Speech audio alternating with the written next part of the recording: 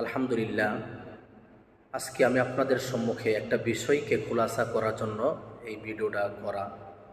সেটা হচ্ছে, বর্তমানে আমাদের সমাজে কিছু আহলে হাদিস নামক স্কলারগণ সরাসরি সব ধরনের তাবিজকে তারা শিরিক বলে আখ্যায়িত করছেন। অথচ হাদিসের কিতাবগুলোকে অধ্যয়ন করলে দেখা যায় অসংখ্য সাহাবী এবং অসংখ্য তাবেঈগণ তাবিজের ব্যাপারে জায়েজ ফতোয়া দিয়েছেন। অবশ্য জাহিলি যুগের বিভিন্নভাবে কুফরি মন্ত্র দিয়ে তাবিজ দেওয়া হতো বা তামিমা দেওয়া হতো, সেটাকে রাসূল করিম সাল্লাল্লাহু আলাইহি ওয়াসাল্লাম সুস্পষ্টভাবে সরাসরি শিরিক বলে আখ্যায়িত করেছেন। এখন সমস্ত তাবিজই কি শিরিক? সব তাবিজ কি শিরিক, নাকি কিছু তাবিজ ব্যবহার করা জায়েজ? সেই ব্যাপারটা খোলাসা করার জন্য আজকে এই প্রোগ্রামের আয়োজন করা। সর্বপ্রথম আলোচনাটা বোঝার জন্য বুঝতে হবে তাবিজ শব্দের অর্থ কী। আব্বাজা ইউআব্বিজু তাবিজ শব্দের অর্থ হলো আশ্রয় কামনা করা। কোনো মানুষ যদি কোরআন এবং হাদিসের আলোকে এবং আল্লাহর নাম, আল্লাহর সিফতি নাম এবং দুআয়ে মাসুরা যেগুলা হাদিসে বর্ণিত আছে ওইগুলার মাধ্যমে জারফুক করে, অথবা ওইগুলাকে কোনো চামড়ায় অথবা কোনো কাগজে লিখে যদি আল্লাহকে শাফি মেনে আল্লাহর উপর আল্লাহই শেফাদানকারী এই আকিদা বিশ্বাস লালন করে যদি কোনো মানুষ তাবিজ কোরআন সুন্নাহ অনুযায়ী তাবিজ ব্যবহার করে, তাহলে সমস্ত জমহুরে ওলামায়ে কেরাম একমত যে ওই প্রকার তাবিজ জায়েজ। এখন তাবিজ যে জায়েজ, এটা আমরা কোন দলিলের ভিত্তিতে বলি, সেই দলিলগুলো আপনাদের সম্মুখে সংক্ষেপে পেশ করার ইচ্ছা করব ইনশাআল্লাহ। সম্মানিত দেশবাসী, তাবিজ যে জায়েজ এই ব্যাপারে অসংখ্য সাহাবীদের মত রয়েছে। আমি আপনাদের সম্মুখে শুধুমাত্র গোটা কয়েকজন গ্রহণযোগ্য সাহাবীদের মত আমি আপনাদের সম্মুখে পেশ করব ইনশাআল্লাহ। 1 নম্বর, হযরত আব্দুল্লাহ ইবনে আমর ইবনুল আস রাদিয়াল্লাহু তাআলা আনহু থেকে বর্ণিত, তিনি বলেন, রাসূল করিম সাল্লাল্লাহু আলাইহি ওয়াসাল্লাম ইরশাদ ফরমান, ইযা ফাজিআ আহাদুকুম ফিন নাওম, তোমাদের মধ্যে কেউ যদি ঘুমের ভিতরে ভীত সন্তুষ্ট হয় অথবা চমকে ওঠে, ফালইয়াকুল, সে যেন এই দোয়া পড়ে, আউযু বিকালিমাতিল্লাহি তাম্মাতি মিন গাদাবিহি ওয়া ইকাবিহি ওয়া শাররি ইবাদিহি ওয়া মিন হামাযাতিশ শায়াতিন ওয়া আইয়াহদুরুন।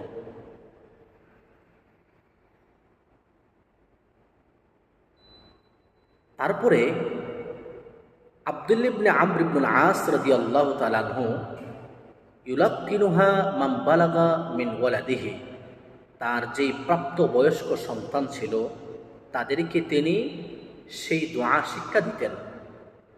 ওয়ামান লাম ইয়াবলুগ মিনহুম কাতাবাহা ফি সাকতিন সুম্মা আল্লাকাহা ফি উনুকিহি, আর যারা অপ্রাপ্ত বয়স্ক সন্তান ছিল তিনি তাদের জন্য এই দোয়াটি লিখে গলায় ঝুলিয়ে দিতেন।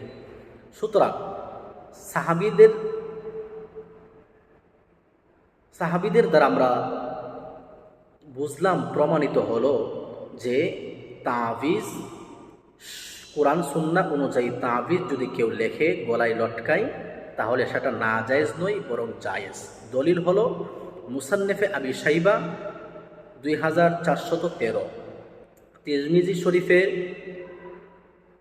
3528 নম্বর হাদিস, মুস্তাদরেকে হাকিমে 2010 নম্বর হাদিস। উলামায়ে কেরাম বলেন, হাদা হাদিসুন হাসানুন, এই হাদিসটা হলো হাসানের পর্যায়ে।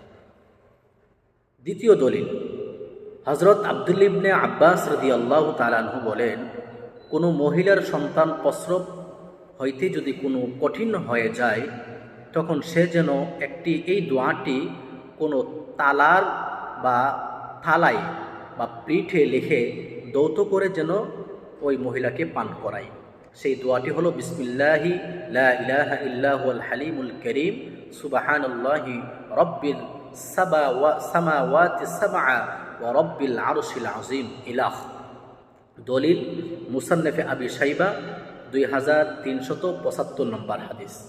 এই আব্দুল ইবনে আব্বাস থেকেও তাওয়িজ গ্রহণ করা জায়েজটা প্রমাণিত হলো। তিন নম্বর হাদিস, আম্মাজান আয়েশা সিদ্দিকা রাদিয়াল্লাহু তাআলা আনহা বলেন, আন্নাহা কানাত লা তারা বাসান আইয়ুআযযিদা ফিল মাই ইউসাব্বা আলাল মারিদ।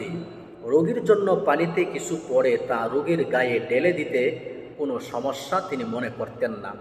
মুসান্নাফে আবি শাইবা 23,775 নম্বর হাদিস।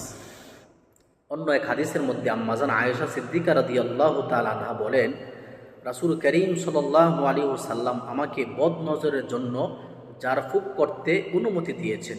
মুসলিম শরীফের 2195 নম্বর হাদিস।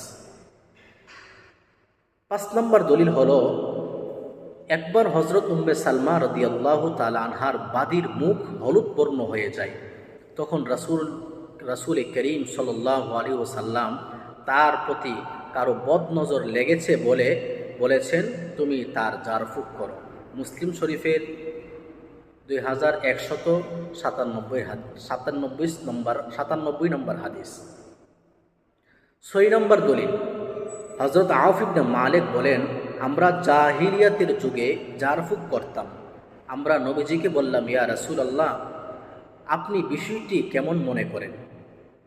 রাসূল করিম সাল্লাল্লাহু আলাইহি ওয়াসাল্লাম বলেন, আ'রিদু আলাইয়া রুকাকুম লা বা'সা বির রুকা মা লাম তাকুন শিরকান।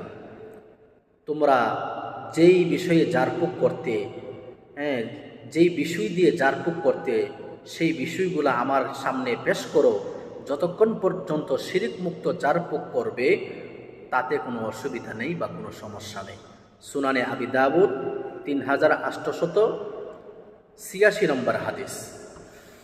7 নম্বর দলিল, আম্মাজান আয়েশা সিদ্দিকা রাদিয়াল্লাহু তাআলা আনহা বলেন, রাসূল করিম সাল্লাল্লাহু আলাইহি ওয়াসাল্লাম এক আনসার পরিবারের বৃষক্রিয়ার জারফুক করার অনুমতি তিনি দিয়েছিলেন।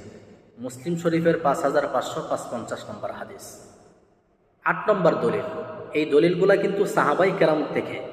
8 নম্বর দলিল হলো, হযরত আবু সাঈদ খুদরি রাদিয়াল্লাহু তাআলা আনহু বলেন, একদল সাহাবী সফরে ছিলেন। তারা আরবের কোনো গ্রামে সেবা চাইলেন। তারা সেবা দিতে প্রত্যাখ্যান করলেন। তারা বলল, তোমাদের মধ্যে কি কেউ জারফুক জানে? আমাদের সর্দারকে বিচ্ছু দংশন করেছে। এক সাহাবী বলল, আমি জানি।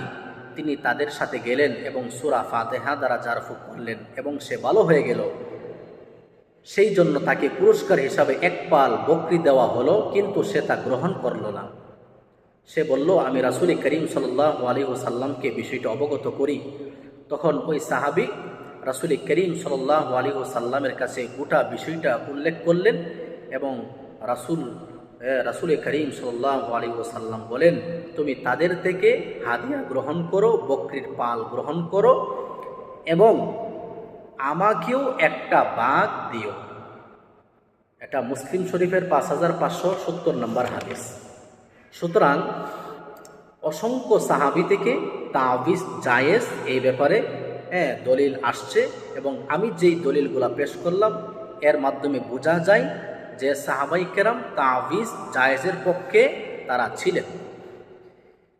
এখন সাহাবাই কেরামের পরের যুগ তাবিঈ, আমরা তাবিঈদের পক্ষ থেকে তাওয়িজের ব্যাপারে কি মত ছিল সেটা আমরা জানব।